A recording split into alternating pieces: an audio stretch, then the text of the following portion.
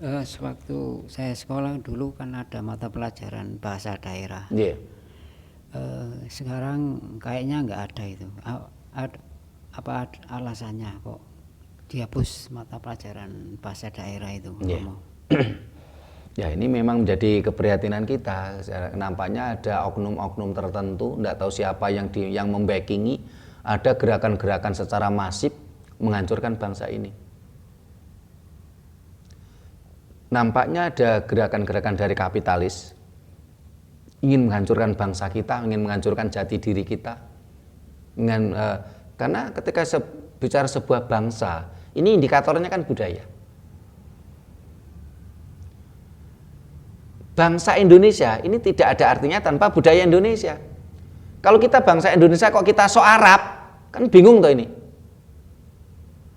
Nah, kita ini bangsa Indonesia atau bangsa Arab gitu loh. Indikator bangsa adalah ada pada budaya, ada pada bahasa.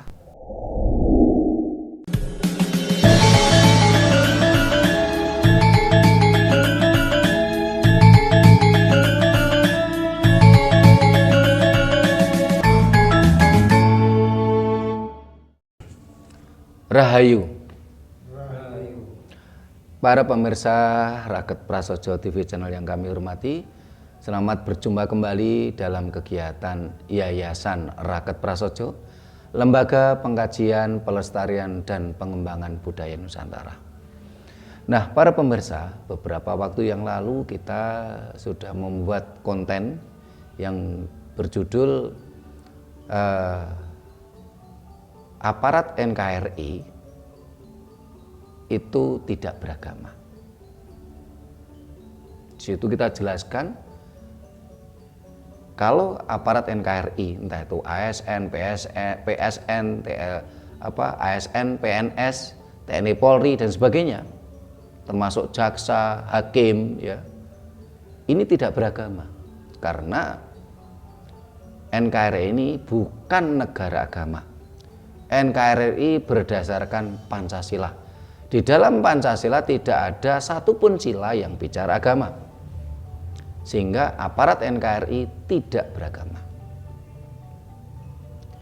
Kalau personalnya boleh beragama, tetapi ketika dia menjalankan tugas negara NKRI, dia tidak beragama. Sehingga kita lanjutkan dengan video berikutnya yang berjudul aparat NKRI yang beragama harus mengundurkan diri atau dipecat. Video ini cukup viral, rame, bahkan ada yang salah paham karena tidak mampu memahami kalimat yang benar. Bahkan ada yang mengatakan bahwasanya hanya orang beragamalah yang mengenal berperilaku baik katanya. Ini kan sebuah kesalahan-kesalahan yang selama ini salah berpikir gitu loh. Karena indikator moral ini bukan agama. Indikator moral adalah perilaku. Bahkan fakta di lapangan, agama ini malah menjadikan bangsa ini terkotak-kotak, bangsa ini terpecah belah. Apalagi ketika terjadi pilkada, pemilu, mereka bermain politik identitas. Semakin hancurlah bangsa ini. Nah, sehingga saat ini kita akan mencoba terus memberikan pencerahan kepada bangsa ini. Ya. Kita akan angkat tema saat ini yaitu Arabisasi di sekolah negeri di Indonesia. Adanya upaya-upaya, adanya penggiringan, adanya Arabisasi di sekolah negeri di Indonesia. Ini sesuatu kesalahan juga gitu. Karena Indonesia bukan negara agama. Negara Indonesia juga bukan negara Arab. Kenapa harus ada Arabisasi di sekolah negeri di Indonesia dan mereka berkedok agama? Tetapi di sisi lain, ini ada sebuah perlawanan alam yang luar biasa. Dengan perkembangannya sains dan teknologi, alam membukakan mindset bangsa Indonesia. Dan sehingga akhir-akhir ini banyak anak muda yang kritis, yang berpikir dengan akal sehatnya. Mereka ingin keluar dari dogma-dogma, mereka ingin keluar, mereka ingin out of the box, keluar dari kotak. Kalau di luar negeri, bahkan di Turki, di Arab, di Eropa, gelombang anak muda menjadi agnostik. Ini sangat terbuka. Berjuta-juta orang menjadi agnostik, keluar dari kotak-kotak agama yang selama ini membelenggu mereka. Termasuk ketika saya ke Bali kemarin, saya ketemu dengan anak muda dari Kyrgyzstan, usianya baru 28 tahun, namanya Miss Aida. Dia keluar dari kotak, dia out of the box. Ini terjadi di luar negeri. Tetapi kalau di Indonesia, gelombang-gelombang agnostik itu tidak terbuka seperti di luar negeri, seperti di Timur Tengah. Bahkan banyak sekali berita-berita bagaimana anak-anak muda Timur Tengah, anak muda Arab, mereka terang-terangan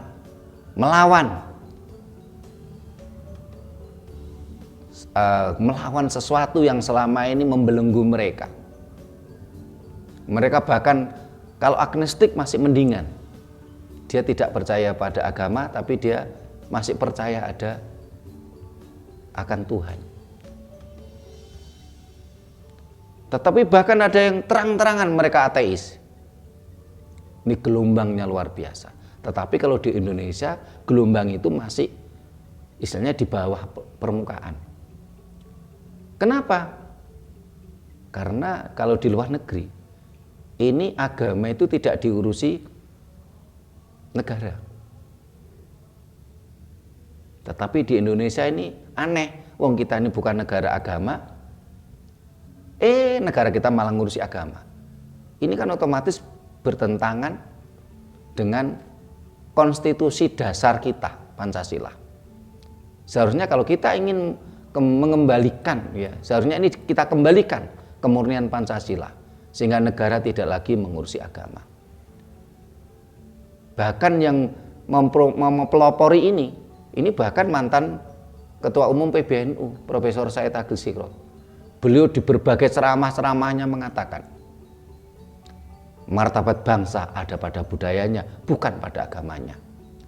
Bahkan terakhir saya simak di YouTube, di videonya Profesor Said Agil Sirot mengatakan,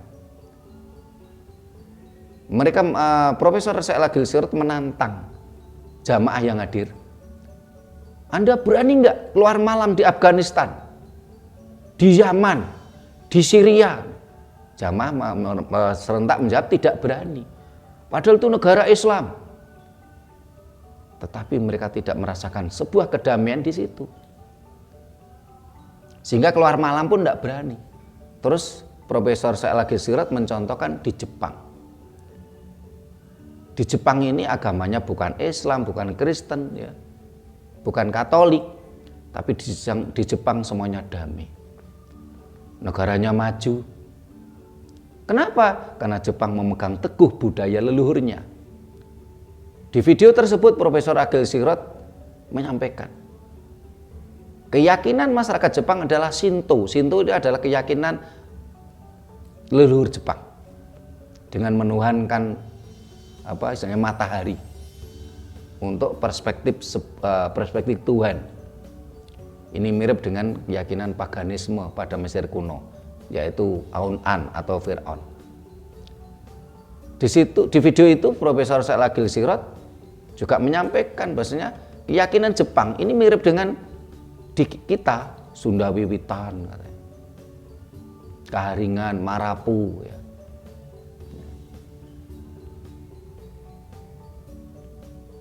Sehingga ini menggugah kita semua. Kalau ajaran-ajaran Dayuh membuat bangsa ini carut marut, kenapa kita tidak kembali ke ajaran leluhur kita?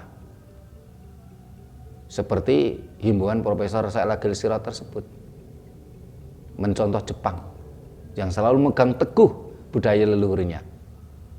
Dan berkali-kali di video kita sampaikan, kita harus yakin betul kalau leluhur kita itu tidak mungkin akan menyengsarakan kita, leluhur kita tidak mungkin akan menyesatkan kita. Karena itulah leluhur kita meninggalkan warisan-warisan ajaran-ajaran leluhur untuk kita pakai sebagai jalan hidup, bukan sekedar sebagai tuntunan hidup atau pandangan hidup. Dan memang ajaran leluhur Nusantara adalah lifestyle, gaya hidup, bukan way of life, pandangan hidup. Nah, ini dengan tema kita, Arabisasi di sekolah negeri di Indonesia. Nah, ini dari Mas Anton dan Mas Hadi, ada yang mau disampaikan? Ini boleh kondo, boleh takon, boleh menyampaikan pendapatnya, atau mau bertanya. Termasuk tadi sebelum kita mulai rekaman tadi Mas Hadi sempat memberitahukan kita tentang info di Sumba Barat. Bagaimana seorang wali murid mensomasi dan melaporkan guru agama dan menuntut sekian puluh juta karena guru agama tadi memaksa anaknya untuk melakukan ibadah agama tertentu. Silakan, mau siapa dulu? Mas Hadi dulu mau menceritakan info tadi. Siapa? Oh, Mas Anton dulu, silakan. Siapa dulu? Nih. Mengenai Arabisasi sekolah di negeri, boleh dikasih contoh apa itu contohnya Arabisasi? Selanjutnya, apakah bisa mata pelajaran agama itu dihapus dalam mata pelajaran di sekolah itu, dan diganti dengan mata pelajaran apalah yang bisa murid-murid itu akhlaknya apa moralnya lebih baik gitu. Iya. Terima kasih Mas Anton. Mas Hadi silakan. Rayu Romo. Nggih, rayu Mas Hadi. Ini Romo yang ingin saya tanyakan, kan waktu beberapa bulan yang lalu itu ada pendaftaran siswa baru di sekolah. Itu di brosurnya saya lihat ini sekolah negeri. Kalau bisa menghafalkan ayat sekian, dapat kitab suci ini sekian ayat. Ya, itu bisa dapat korting atau gratis gitu. Itu kok nggak dibalik, kalau bisa menampilkan tari ini bisa gratis. Nah, seharusnya kan kalau kita orang Jawa kan gitu. Seharusnya begitu. Gitu. Menurut pandangan Romo Sutrisno sendiri gimana kalau yang gitu? Terima kasih Mas Hadi. Mas Anton, apa yang dimaksud dengan Arabisasi? Apa saja contohnya? Ya. Contohnya banyak. Saat ini ada gerakan-gerakan Arabisasi itu. Contoh seragam siswi harus pakai jilbab. Ini termasuk Arabisasi. Kenapa? Loh, ini kan dunia pendidikan. Seharusnya dunia pendidikan lebih tahu daripada kita yang orang awam. Sementara kita yang orang awam saja tahu kalau jilbab itu bukan murni budaya Islam. Tetapi jilbab ini adalah budaya Arab, budaya Timur Tengah. Dalam catatan sejarah, bahkan mulai Nabi Musa, ini banyak perempuan laki-laki yang pakai jilbab. Bahkan sampai detik ini, perempuan-perempuan pemuka agama Katolik ini pakai jilbab. Dan sampai detik ini, di Arab, di Timur Tengah, ada 11 agama yang semua perempuannya memakai jilbab. Termasuk Kristen Kiptiah, Kristen Koptik, Kristen Ortodok, dan agama-agama lain. Loh, kalau kita yang awam aja tahu, kalau dunia pendidikan nggak tahu kan malah memalukan. Seharusnya dunia pendidikan kan diisi oleh orang-orang yang cerdas, orang-orang yang berpengalaman. Sehingga seharusnya mereka lebih tahu dari kita kalau jilbab ini adalah budaya Arab. Ketika sekolah-sekolah tadi mengharuskan siswinya pakai jilbab, ini kan termasuk Arabisasi. Dan kalau saya lihat Arabisasi dengan jilbab ini juga baru-baru ini gitu loh. Karena pada masa saya sekolah enggak ada. Jilbabisasi itu enggak ada gitu loh. Mereka mencoba Arabisasi. Mereka mencoba menghancurkan budaya kita dan diganti budaya Arab. Ini kan baru akhir-akhir ini. Apalagi ketika bangsa kita mabuk Arab. Kalau saya katakan bukan mabuk agama, tapi mabuk Arab. Sampai-sampai mereka itu apapun yang berbau Arab, mereka puja-puja. Sampai kalau saya simak di YouTube-nya Gus Islah Barawi, ini kan juga gregeten gitu loh. Karena ada ulama-ulama yang kalau menurut istilahnya Gus Islah Barawi ini kan di situ bahkan dari Jawa Timur ini katanya Gus Islah Barawi mengatakan ini ulama garis miring gitu ya. Bukan garis lurus, ini garis miring gitu. Ya. Karena ulama tadi berkali-kali memfatwakan kalau orang Arab itu derajatnya lebih unggul daripada kita gitu. Sampai-sampai kalau ada orang Arab, entah itu dari Yaman, entah itu dari Hadramaut ya, itu orang Jawa, orang Indonesia itu sampai cium kakinya. Jadi kalau saya lihat ini kan istilahnya bukan lagi mabuk agama, tapi ini mabuk Arab. Sehingga terjadi Arabisasi di negeri Indonesia. Ini kan aneh. Termasuk yang disampaikan Mas Hadi tadi, syarat masuk sekolah ini harus bisa bahasa Arab, harus hafal kitab suci Arab. Ini kan sesuatu yang memprihatinkan. Padahal jelas-jelas NKRI ini berdasarkan Pancasila. Di Pancasila tidak ada satupun sila yang bicara agama. NKRI ini bukan bangsa Arab. Loh, kenapa kita harus mabuk Arab gitu loh? Itu salah satu contohnya. Belum lagi saya mencermati ada beberapa sekolah-sekolah ya. Ini yang mewajibkan wali murid ini untuk urunan, untuk membangun tempat ibadahnya orang Arab. Nilainya besar lagi. Saya melihat sendiri ada sekolah negeri ya. Ini mengharuskan wali muridnya membayar 1.200.000 diwajibkan untuk membangun tempat ibadahnya orang Arab. Loh, kita ini bukan orang Arab kok. Kita ini orang Indonesia, kita ini orang Nusantara. Ini kan memprihatinkan. Kalau nanti wali murid itu protes, ini yang jadi korban kan sang anak kadang-kadang, sang siswa. Oleh pihak sekolah dimusuhi. Padahal jelas-jelas pihak sekolah yang salah ini. Ketika kita bicara sekolah negeri Indonesia, tentunya harus berdasarkan Pancasila. Tidak boleh menjadi Arab, tidak boleh memihak agama tertentu. Kenapa di situ diwajibkan harus membayar sekian juta untuk pembangunan rumah ibadah agama tertentu? Ini salah satu bukti, salah satu indikator Arabisasi di sekolah negeri di Indonesia. Adanya jilbabisasi, adanya tadi harus bisa baca huruf Arab, tadi kitab suci yang berbahasa Arab, berhuruf Arab, ini kan Arabisasi. Terus harus urunan sekian juta untuk membangun rumah ibadah orang Arab, ini sangat memprihatinkan sekali. Apakah draft agama ini bisa diganti dengan budaya? Saya yakin bisa.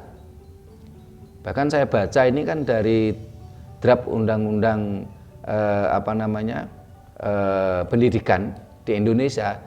Ini entah kabar ini benar atau salah. Ya, ini kan sempat di-share di grup kita Rakyat Prasojo bahasanya draft kata agama diganti dengan budaya. Itu kita sangat setuju sekali.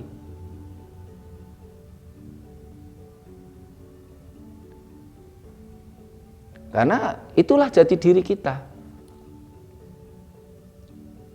Tingginya martabat bangsa ada pada budaya kita. Sehingga mudah-mudahan isu ini isu benar ini.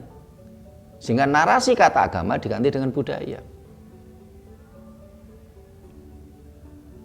Ini kita akan kembali pada masa kecil saya ya. Dulu itu tidak ada pembelajaran pendidikan bahasa Arab di sekolah itu tidak ada.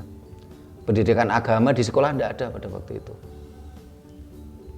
Tahun 80-an ini guru agama di sekolah-sekolah nggak ada. Tahun 80-an itu. Ini masa kecil saya masih SD itu tidak ada. Baru kalau nggak salah tahun 80-an hampir masuk 90-an itu baru ada guru agama. Itu pun relawan-relawan.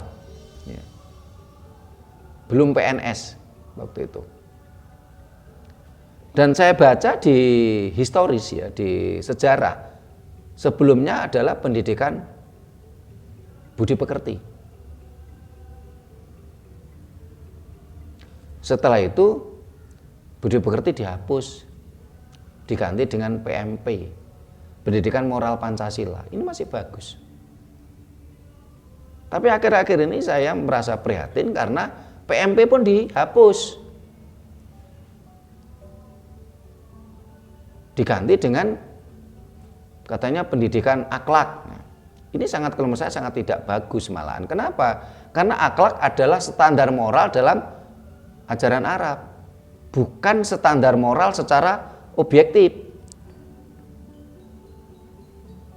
Banyak kasus ya, menurut ajaran Arab perilaku seseorang ini disebut berakhlak, tetapi menurut ajaran Israel perilaku ini disebut tidak berakhlak. Karena memang perspektif kebaikan, perspektif moral, perspektif tentang Tuhan dalam ajaran Arab ini bermusuhan dengan ajaran Israel. Dan itu memang konflik turunan mulai zaman dulu, mulai dari asalnya sana gitu loh. Dan konflik turunan itu dibawa ke Indonesia. Nah, kebodohan kita kalau kita mau berkonflik karena mereka. Yang satu membela ajaran Arab, yang satu membela ajaran Israel. Dan sama-sama ajaran Dayo. Seharusnya bagaimana? Ya kita kembali ke ajaran leluhur kita. Sehingga kita tidak perlu berkonflik gitu loh. Kita sama-sama putra Pertiwi, kita sama-sama putra Nusantara.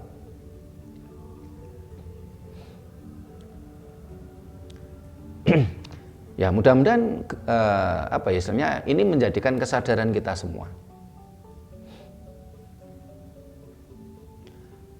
Sehingga kalau bisa dengan kesadaran kita semua tentunya pihak sekolah yang harus tahu diri gitu loh.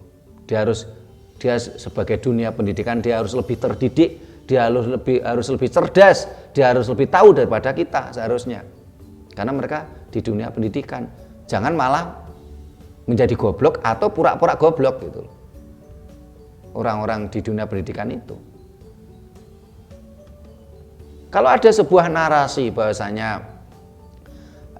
agamalah yang menuntun kita berbudi pekerti halus, salah besar. Ya. Budi pekerti halus itu yang bisa menuntun adalah ajaran leluhur Nusantara, karena budi pekerti adalah milik kita.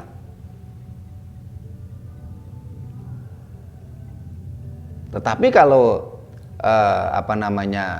ajaran Arab menjadikan kita berakhlak, nah barangkali ya gitu loh.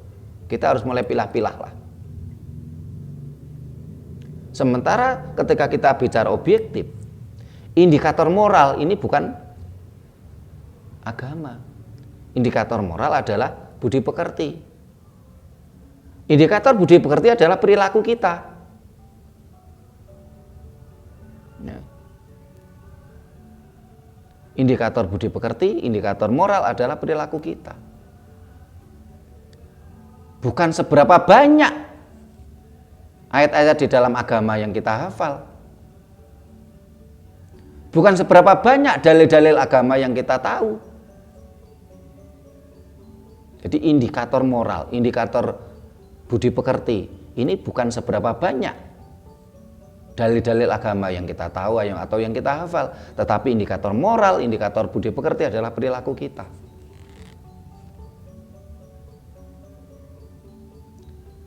Kalau ada yang mengatakan, kalau kita memegang teguh ajaran Arab, kita nanti akan dapat surga, salah besar. Ajaran Arab juga tidak punya surga, karena surga itu adalah bahasa Jawa.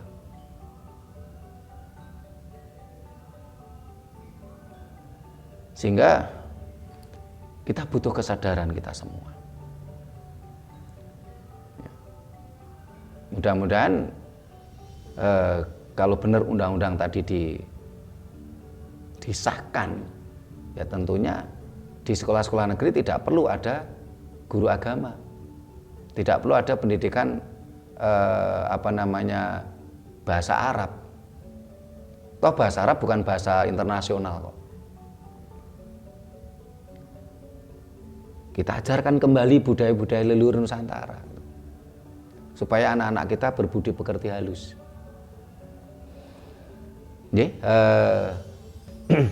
Mas Anton sudah kita jawab. Terus Mas Hadi tadi bagaimana tanggapan saya? Tadi sudah saya sampaikan bahasanya ketika ada persyaratan masuk sekolah negeri, harus hafal sekian dalil ajaran Arab, itu menurut saya sangat tidak relevan. Tapi kalau anak-anak kita mau masuk madrasah harus hafal sekian dalil ajaran Arab, itu masih ada hubungannya. Karena ini madrasah. Tetapi kalau sekolah negeri kan seharusnya syaratnya apa? Hafal Pancasila. Sebagai contoh begitu. Harus hafal umpamanya Undang-Undang Dasar 45, harus hafal Pancasila, harus hafal butir-butir Pancasila. Ya. Ini masih relevan karena bangsa kita bangsa Negara Kesatuan Republik Indonesia ini berdasarkan Pancasila, bukan berdasarkan agama.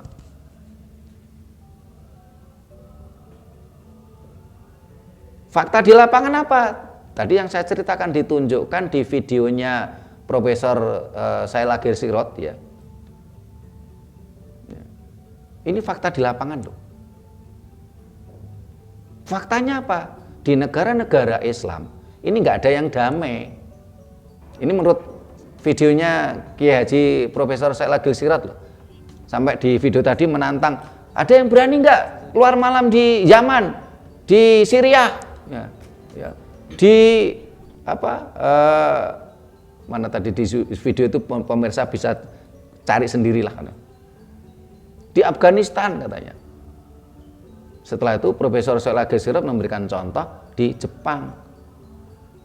Loh, ini kan kata-kata beliau kan luar biasa ini.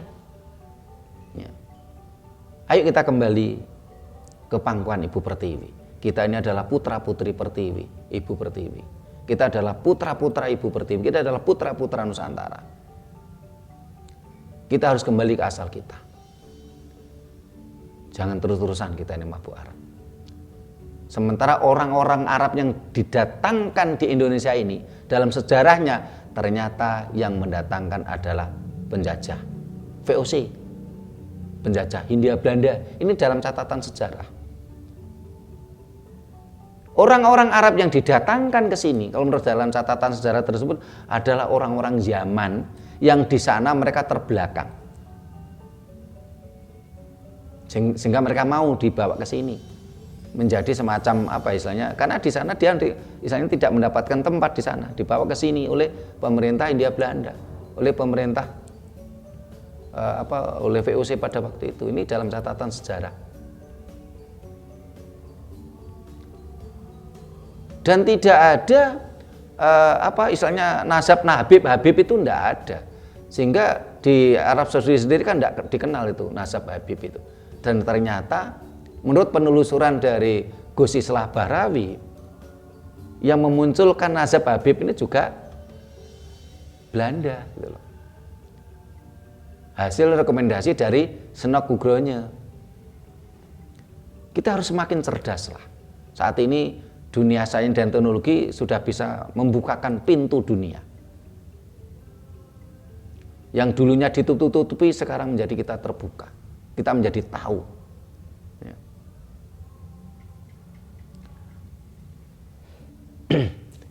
Ya mudah-mudahan walaupun nggak banyak ya, kalau saya lihat ini kan penonton channel kita itu kan belum sampai jutaan satu video, maksimal hanya ratusan ribu atau puluhan ribu. Tapi mudah-mudahan walaupun hanya ratusan ribu, hanya puluhan ribu, mereka tercerahkan dan akhirnya mereka mencerahkan yang lainnya. Ini kan menjadi gerakan yang luar biasa.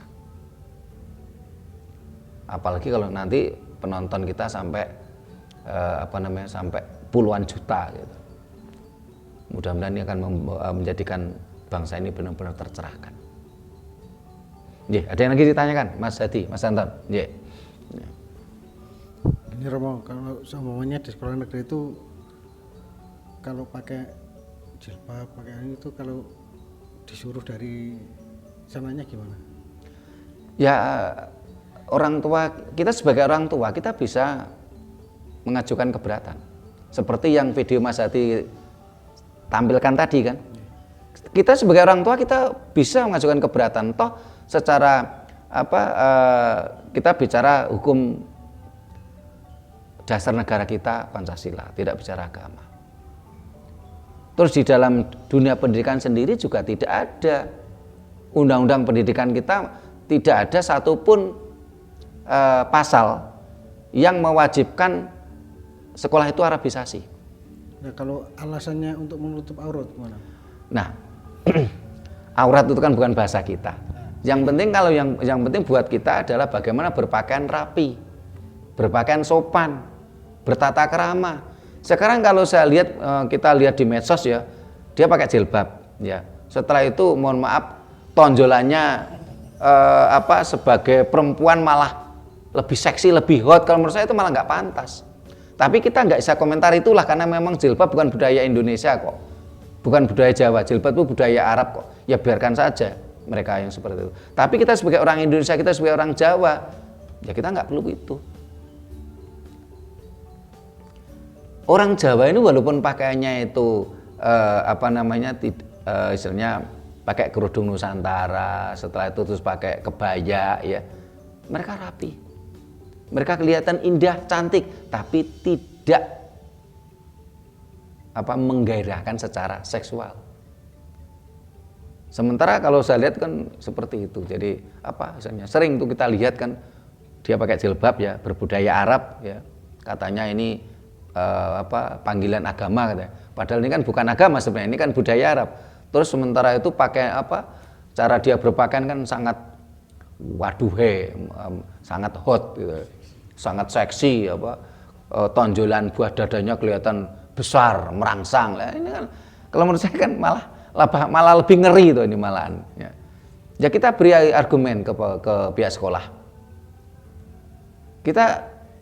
Kita sampaikan kepada mereka, Pak, Bu, jenengan Anda adalah orang-orang yang terdidik. Anda kerja di dunia pendidikan. Seharusnya Anda lebih tahu daripada saya. Sementara dari penelusuran kita, jilbab bukan budaya Islam, tetapi ini budaya Arab. Bahkan jauh sebelum Nabi Muhammad lahir, jilbab sudah ada. Tunjukkan bukti-buktinya. Kan Mas Hadi bisa googling di situ.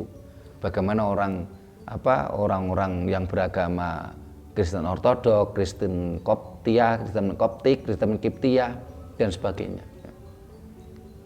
Kita bisa mengajukan keberatan. Ya, kita secara baik-baiklah kekeluargaan. Sebenarnya kita juga tidak harus ya seperti yang dicontohkan Mas Hadi tadi di YouTube tadi di Sumba Barat tadi sampai menuntut guru agama tadi. Ya. Menuntut misalnya lapor ke ke polisi gitu. Yeah. Nah, tapi kadang gini, kalau sekolahan negeri nggak mengikuti zaman, takutnya nggak laku kan. Zaman sekarang kan apa ya? Istilahnya itu dagangannya kan sekarang agama. Gitu. Gimana Pak? Ya, sekolah negeri laku atau enggak laku kan gurunya tetap dapat gaji. Uang mereka dibiayai negara. Sehingga tadi kan saya batasi, kalau itu madrasah kita nggak berani ngomong. Karena namanya aja madrasah. Kalau dia mau Arabisasi ya silakan, karena kata madrasah itu berasal dari bahasa Arab. Kalau mereka mau Arabisasi ya silakan. Tapi kalau sekolah negeri kan nggak bisa seharusnya. Sekolah negeri seharusnya pedomannya adalah Negara Kesatuan Republik Indonesia yang berdasarkan Pancasila. Mereka itu PNS kok, mereka itu aparat negara kok. Sehingga mereka ibaratnya sekolahnya nggak laku gitu, tetap mereka dapat bayaran kok. Tapi saya yakin sekolah negeri itu kalau saya yakin pasti laku gitu. Sehingga kemarin kan sudah diberikan contoh oleh Pak Ganjar waktu masih jadi Gubernur Jawa Tengah waktu itu. Ada beberapa kepala sekolah yang sok Arabisasi, terpapar khilafah, langsung dipecat oleh beliaunya. Ini tindakan yang sangat tegas ini Pak Ganjar ini. Seharusnya memang guru-guru tadi kan PNS ya. Seharusnya mereka tidak beragama.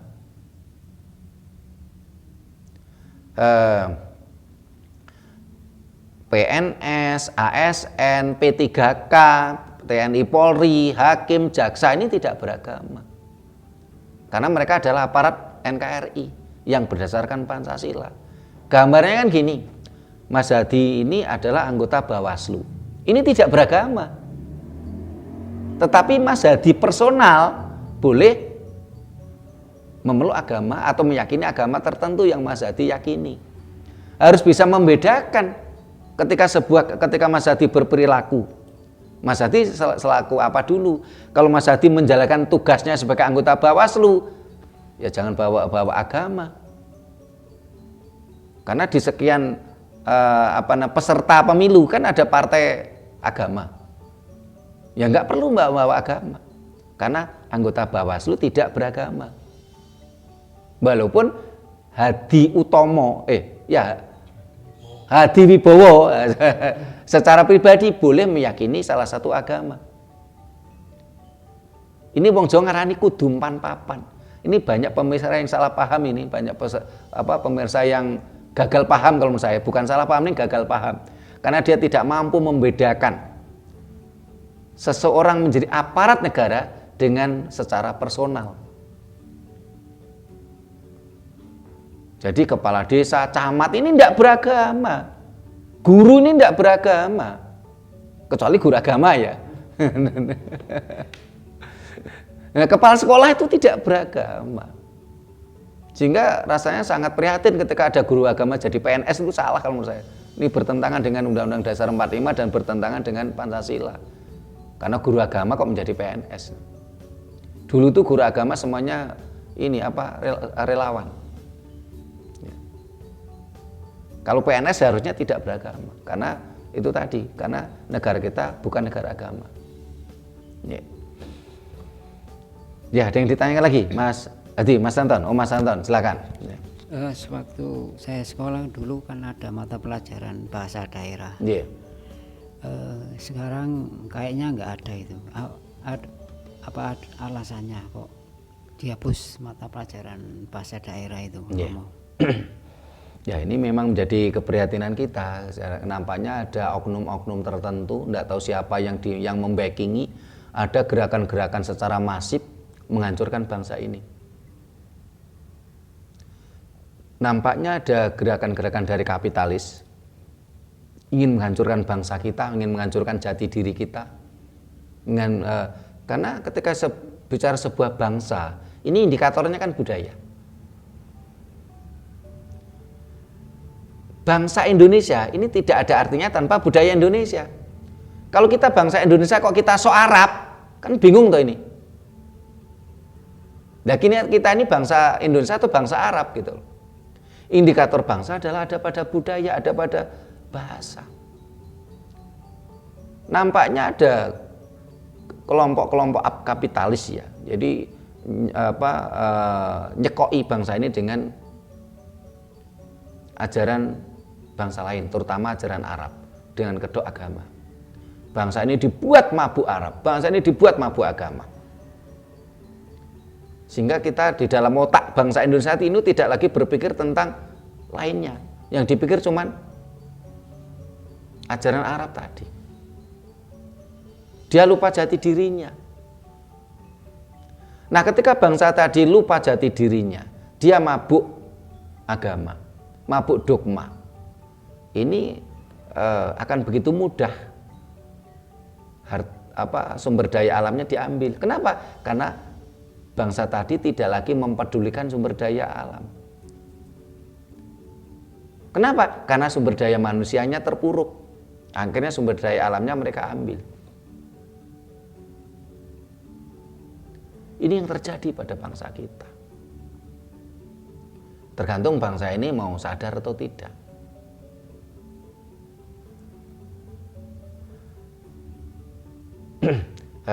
Mudah-mudahan ya inilah kita terus berjuang menyadarkan bangsa ini. Sekarang mamanya ada yang bertanya di antara kita, Anda orang mana? Orang Jawa. Sementara dia tidak punya indikator Jawa. Malah yang ada pada dirinya indikator Arab.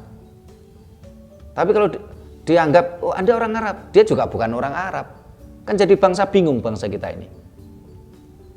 Dia mau mengaku Jawa, dia tidak ada indikator Jawa sedikit pun, malah adanya indikator Arab.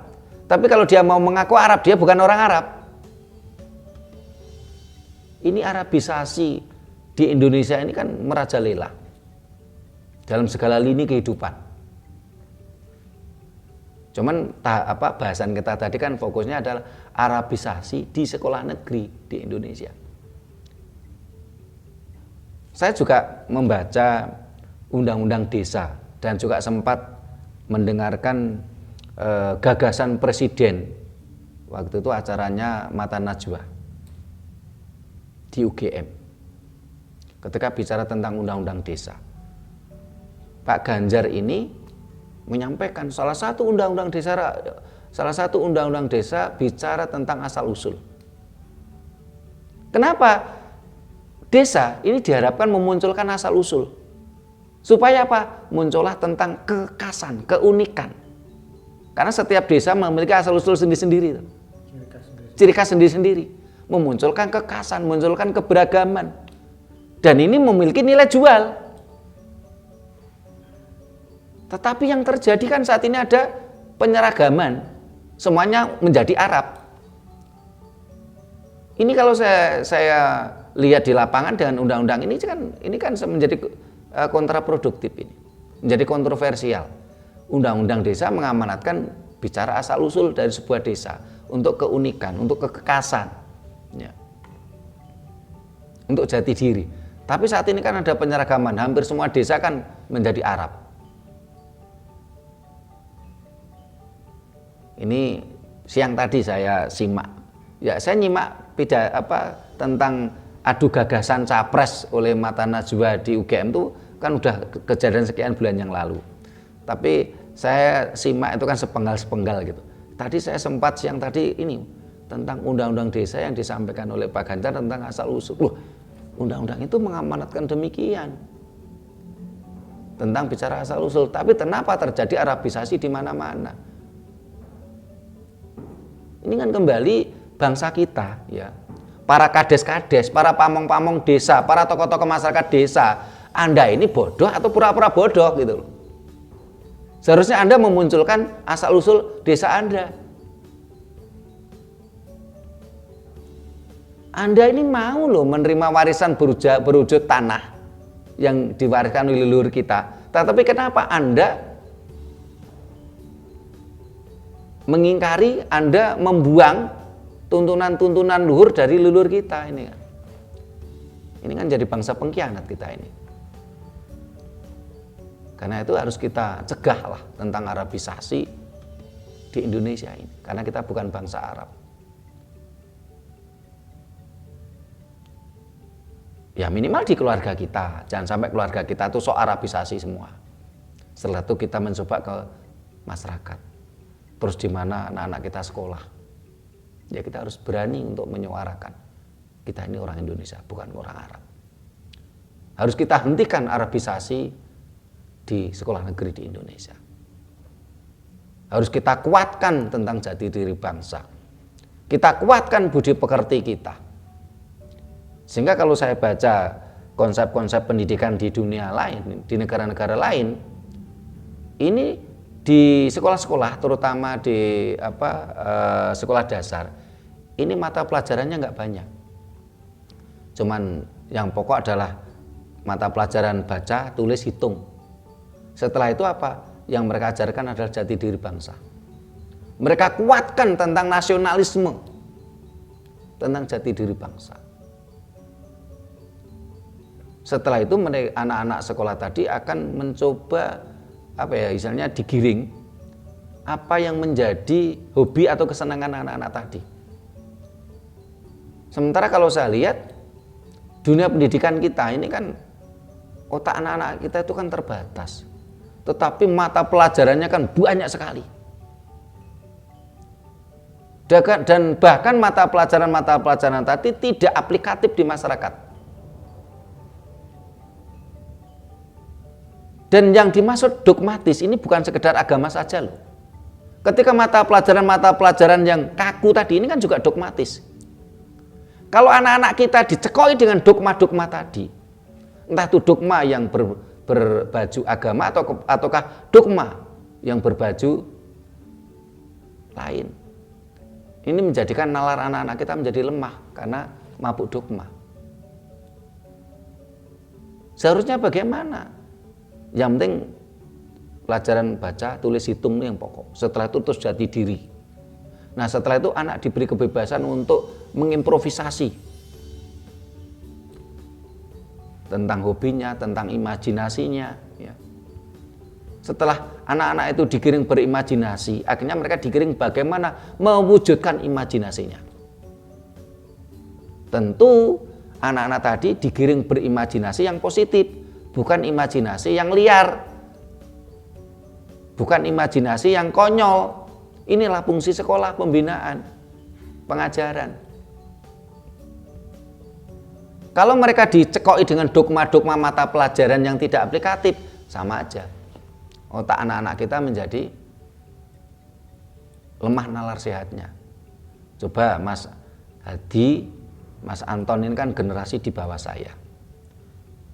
Pernah sekolah semua, paling enggak minimal lulusan SLTA. Coba Mas Hadi, Mas Anton renungkan. Mata pelajaran waktu Mas Hadi dan Mas Anton sekolah dulu. Apa yang Mas Hadi, apakah pelajaran sekolah tadi aplikatif di dunia kerja, di masyarakat kita? Coba renungkan. Yang aplikatif kan cuma membaca, menulis, berhitung. Coba mulai Mas Hadi dulu atau Mas Anton dulu, coba cerita. Dulu ada mata pelajaran apa saja? Yang aplikatif ada enggak? Selain membaca, menulis, dan berhitung. Coba siapa? Mas Hadi dulu. Nah. Zaman saya SD dulu pelajarannya ya simpel. Bahasa daerah, matematika, PMP, ya. Itu agama. Oh sudah ada agama ya Mas Hadi ya? Ada. Ya. Pada SD, pada masa 90-an saya dulu SD. Ya, 90-an sudah ada memang pendidikan agama. Kalau di tahun 80-an malah belum ada. Ya. Tapi yang dalam kehidupan sehari-hari yang dipakai cuma baca dan hitung. Baca, tulis, hitung. Baca, tulis, hitung gitu. Ini yang aplikatif. Coba waktu pelajaran di SMP dan SMA. Ini pelajaran apa saja? Terus apakah dipakai enggak di masyarakat? Kalau yang saya pakai waktu pelajaran SMK itu kejuruan, Pak. Yeah. Kejuruan sampai sekarang masih saya pakai. Yeah. Itu aja. Keterampilan ya. Keterampilan. Yang lainnya kan tidak dipakai tuh. Yeah. Ya. Nah, seharusnya kan seperti tadi saya katakan bahasanya anak-anak kita ini jangan didogma. Entah itu dogma yang berkedok agama maupun dogma yang berkedok mata pelajaran. Biar anak-anak sekolah itu seharusnya ini biarkan mereka berimprovisasi, mereka berimajinasi, tetapi dibina oleh pihak sekolah supaya dia berimajinasi sesuatu yang positif. Setelah itu digiring bagaimana dia mewujudkan imajinasinya. Nah, coba sekarang ganti Mas Anton ini. Waktu di sekolah itu mata pelajarannya apa saja, yang terus kira-kira yang aplikatif apa? Menurut saya untuk yang aplikasinya kebanyakan ya itu Romo yang jenengan katakan, berhitung, menulis, membaca itu aja. Ya. Padahal di sekolah dulu kan mata pelajarannya sampai sekian belasan mata pelajaran. Iya. Ya. Tapi yang paling utama yaitu menghitung. Ya. Membaca, menulis, berhitung. Menulis. Apapun setiap kerjaan butuh hitungan. Mesti hitung uang. Apapun pekerjaan kita, ini kan yang pokok cuma itu toh. Membaca, menulis, berhitung. Berhitung gitu. Ya. Hitungnya pakai kalkulator ya. Wah, ini Mas Anton ini sebagai agen oli ya, tetap di situ toh. Bahkan kadang-kadang nulis enggak ya, cuman ya, berhitung ya. Pakai nota. Pakai nota, nulis ya. Membaca ya, cuman itu gitu loh. Sementara mata pelajaran sekolah kan belasan itu. Sementara yang aplikatif cuma 3. Ini kan seharusnya ada revisi, ini ada apa misalnya ada misalnya perlu dibahas ulang atau perlu ditinjau ulang lah dunia pendidikan kita ini supaya bisa melahirkan generasi-generasi yang berkualitas, generasi-generasi yang berbudi pekerti halus. Karena yang penting itu pelajaran yang penting calistung, baca tulis hitung. Setelah itu adalah pelajaran tentang jati diri, moral, budi pekerti. Baru setelah itu keterampilan, karena keterampilannya kan masing-masing kan. Setiap anak itu kan memiliki kecenderungan suka apa gitu, kayak Mas Adi suka apa misalnya elektro, Mas Anton sukanya beda lagi. Suka berdagang. Nah, suka berdagang. Ini kalau mau ada pertanyaan. Kemampuan siswa itu atau maksimal itu jam mata pelajaran itu sampai berapa jam itu? Kok saya lihat ada sekolahan itu yang full day itu sembarangan, sampai sore pulang gitu. Gimana itu tanggapannya? Nah, ini kan sebenarnya kalau saya lihat itu kan ya kembali ke Arabisasi tadi. Dengan full day diharapkan itu kan anak-anak tadi kan diajari ibadah menurut ajaran Arab gitu ya. Ini kan arahnya ke sana gitu loh. Sementara anak-anak kita ini kan juga butuh bermain. Sehingga kemarin kan sempat viral tuh ada video anak kecil ya. Sekolah full day, kapan saya main layangan gitu. Loh, anak itu kan perlu kemerdekaan untuk berimprovisasi, untuk berimajinasi. Yang penting guru-guru tadi mengarahkan bagaimana anak-anak tadi untuk berimprovisasi dan berimajinasi. Jangan sampai mereka berimprovisasi dan berimajinasi liar. Ini tugas tenaga pendidik, tugas tenaga pengajar. Anak-anak itu perlu diberi kemerdekaan. Ini kan kalau kita lihat kan kalau dari rating negara-negara di seluruh dunia, dari tingkat kecerdasan, tingkat IQ, Indonesia itu paling rendah loh. Karena itu tadi anak-anak kita itu dijejali dengan dogma-dogma. Ya, menghafal itu kan dogma. Entah itu dogma berkedok agama, entah itu dogma berkedok mata pelajaran. Sementara dogma ini melemahkan nalar sehat kita. Dan ini kalau saya lihat muaranya itu loh, penggiringan untuk Arabisasi gitu loh. Karena kalau pada zaman dulu tentang pelajaran budi pekerti, ini kan tidak perlu hafalan tapi aplikatif. Sesuatu yang menjadi gaya hidup. kita menghormati orang tua, ya. Kalau dicubit sakit jangan nyubit. Sesuatu yang perlu kita jalani dalam kehidupan, gaya hidup. Bukan sesuatu yang bersifat way of life, pandangan hidup, tapi yang bersifat lifestyle, gaya hidup. Karena memang kalau saya lihat ajaran-ajaran Dayo itu kan karakternya kan way of life, pandangan hidup. Sementara kalau ajaran leluhur kita itu adalah lifestyle, gaya hidup. Lifestyle, gaya hidup itu sesuatu yang pernah dijalani. Sesuatu gaya hidup dijalankan. Tetapi kalau way of life kan pandangan hidup. Sebagai contoh, coba Mas Hadi, Mas Anton memandang ke depan. Namanya pandangan kan belum pernah kita jalani. Sehingga banyak sekali para seles-seles ajaran Dayo ini kalau cerita itu kan apa istilahnya belum pernah mereka jalani. Pandangan ke depan dan mereka belum pernah ngalami gitu loh. Ini yang harus kita pahami. Ajaran leluhur kita bersifat lifestyle, gaya hidup, sesuatu yang pernah dijalani oleh leluhur kita. Sementara karakteristik ajaran Dayo itu way of life, pandangan hidup. Harusnya ke sana arah pendidikan kita. Kita harus kembali ke pangkuan Ibu Pertiwi, bukan malah Arabisasi gitu. Jangan sampai kita menjadi bangsa budak, apapun yang dari Arab kita puja-puja, kita sembah-sembah.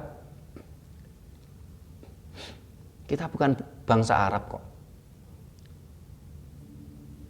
Bahkan dari dulu ya, mulai dari abad ke-6 ke-7 sampai sekarang, dunia Arab kan selalu kacau balau. Sementara di kita rukun, makmur, damai. Yang sempat tadi saya sampaikan yang ya paling enggak pemirsa bisa carilah itu videonya Profesor Kiai Haji Said Agil Sirot. Nah, kalau yang ngomong Sutrimo nanti kan nggak dianggap. Ini yang ngomong mantan Ketua Umum PBNU, mengingatkan kita untuk kembali ke Ibu Pertiwi. Kita jangan mabuk Arab gitu. Ya, ada lagi yang disampaikan? Mas Anton sudah? Nah, para pemirsa yang saya hormati, demikian tadi tentang bahasan kita. Arabisasi di sekolah negeri di Indonesia. Mulai dari jilbab, mulai dari hafalan-hafalan ajaran Arab, mulai dari bahasa Arab, huruf Arab. Bahkan ada paksaan wali murid itu harus urunan membangun rumah ibadah Arab. Nilainya tinggi lagi, jutaan. Ini yang terjadi di tengah-tengah kita. Saya membaca edaran dari sekolah tadi, saya sampai geleng-geleng kepala ini. Harus membayar sekian juta untuk membangun rumah ibadah ajaran Arab. Kaget saya. Sampai sebegininya bangsa kita. Sementara tidak ada satupun penggiringan mindset, anak-anak itu harus pandai huruf Jawa, yang di Jawa loh ya, harus pandai huruf Batak, yang di Batak, harus pandai bahasa Jawa, harus pandai seni budaya Jawa. Tidak ada. Bangsa ini mau dihancurkan, bangsa ini mau dihabisi dan diganti menjadi bangsa Arab. Karena itu sadarlah wahai bangsaku, waktunya kita bangkit. Karena dengan berkembangnya sains dan teknologi, kesempatan emas, ajaran leluhur kita bangkit, ajaran Jawa bangkit. Karena ajaran Jawa selaras dengan perkembangan sains dan teknologi. Yang high logis, ya, orang Jawa bilang fenomenalar, yang realistis atau kasunyatan. Kasunyatan ini bisa diartikan realistis, bisa juga diartikan ilmiah akademis. Bisa dibuktikan secara empiris, karena kasunyatan. Yang ketiga, sinergi dengan alam semesta atau serateles. Kesempatan kita akan bangkit. Sementara ajaran Dayo rata-rata apa? Analogis, hanya berdasarkan iman dan dalil. Ajaran leluhur kita bersifat berkarakter lifestyle gaya hidup, sementara ajaran Dayo berkarakter way of life, pandangan hidup. Mudah-mudahan apa yang kita sampaikan mampu mengetuk hati saudara-saudaraku semua untuk kembali ke pangkuan Ibu Pertiwi, karena kita adalah putra-putri Pertiwi, kita putra-putri Nusantara. Bila mana ada kesalahan, salah kata, bila ada tata krama kami yang kurang memadai, kami mohon maaf. Terima kasih, sampai jumpa di kegiatan kita lainnya. Rahayu. Rahayu.